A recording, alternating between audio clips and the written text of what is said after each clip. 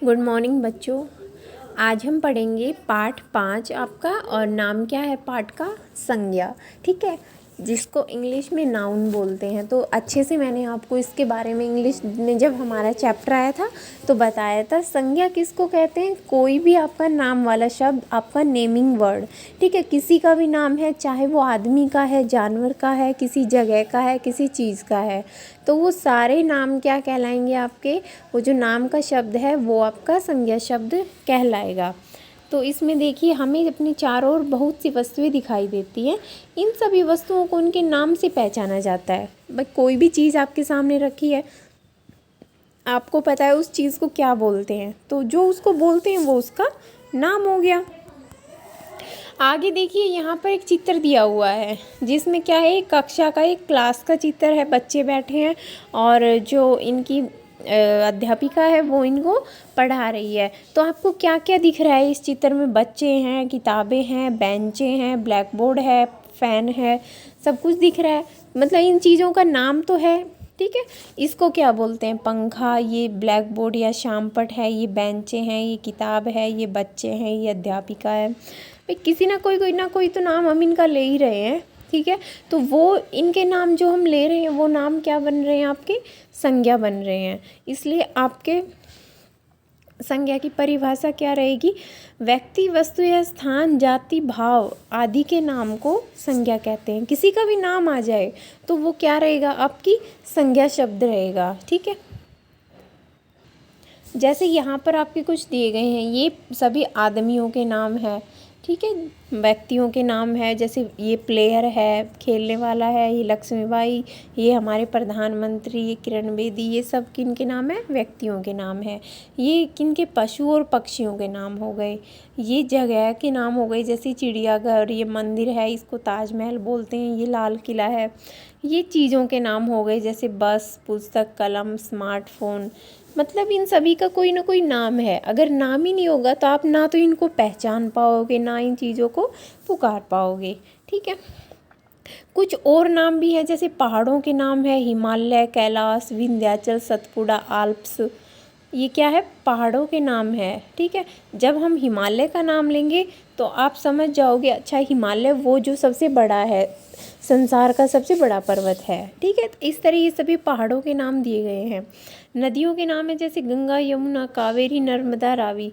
ये सारे आपके किसके नाम हो गए? नदियों के नाम है। मतलब इनको इनके नाम से पहचाना जाता है। अगर आप नाम नहीं दोगे तो क्या पता, आप नदियों का नाम नहीं है कुछ भी, तो आप हमें नदियों के बारे में बता रहे हो, तो हमें क्या पता चलेगा कौन सी नदी की बात कर रहे हो आप? ठीक है, जब नाम पता है तो आप क्या बताओगे कि अरे गंगा नदी की बात कर रहे हैं, तो हम समझ जाएंगे अच्छा गंगा नदी की आप बात कर रहे हो। ठीक है, तो इस तरह हम चीज़ों को उनके नामों से पहचानते हैं।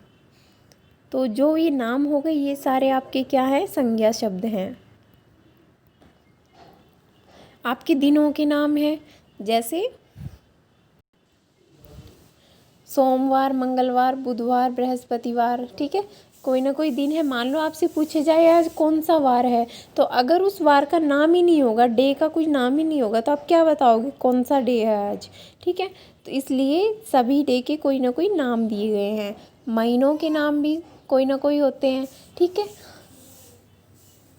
तो ये आपका छोटा सा पार्ट था संज्ञा का। तो इसमें किसके बारे में पढ़ा है हमने कि व्यक्ति है, वस्तु, जगह, स्थान, भाव इत्यादि, इन सभी का जो नाम आए उस नाम को क्या कहते हैं? हम संज्ञा शब्द कहते हैं।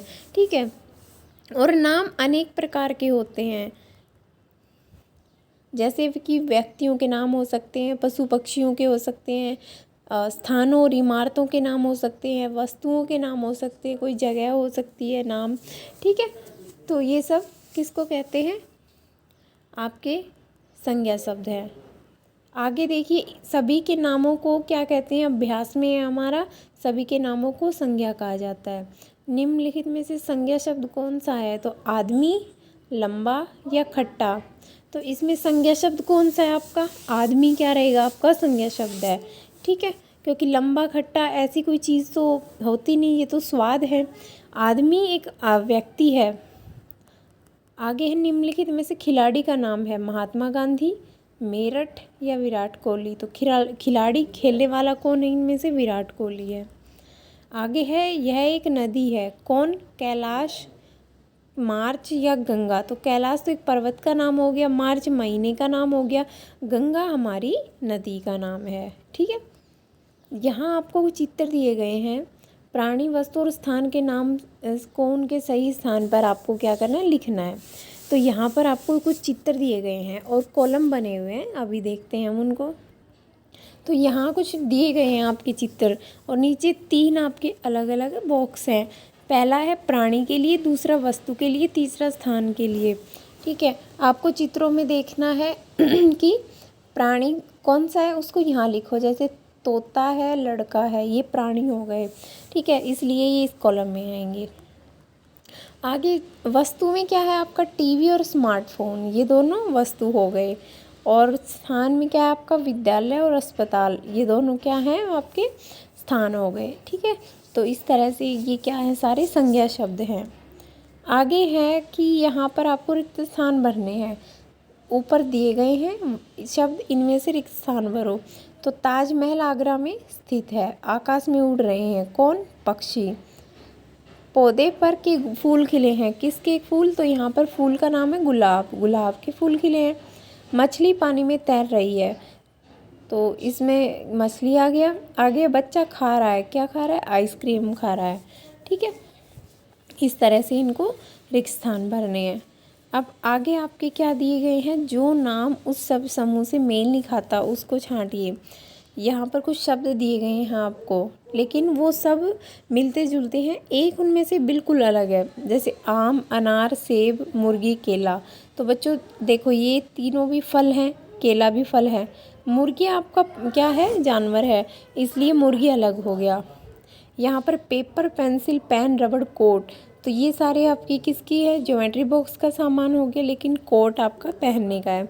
तो इस तरह से इन सभी को हमें पूरा करना है, जो अलग है उस पर निशान लगाओगे। अब आगे देखिए, किसी व्यक्ति, वस्तु, स्थान आदि के भाव के क्या कहते हैं? संज्ञा कहते हैं। क्वेश्चन था हमारा, संज्ञा किसे कहते हैं? तो किसी व्यक्ति, वस्तु, स्थान, प्राणी, जाति के आदि के नाम को संज्ञा कहते हैं। आगे देखिए, यदि नाम न होते तो क्या होता? तो बच्चों अगर नाम नहीं होते तो हम उनको नहीं पहचान पाते, अगर किसी का नाम नहीं होता तो हम उसको नहीं पहचान पाते। तो ये आपका पाठ था, ठीक है, संज्ञा, जो पूरा हुआ। इस पाठ को अच्छे से पढ़ना है और इसका अभ्यास भरना है। ठीक है, प्रश्न उत्तर आपको किताब में ही करने हैं, व्याकरण के सारे प्रश्न उत्तर किताब में करने हैं। कॉपी में अगर कुछ करना होगा तो मैं बता दूंगी। तो चलिए बच्चों, आप इतना इसमें करोगे, बाकी का हम नेक्स्ट क्लास में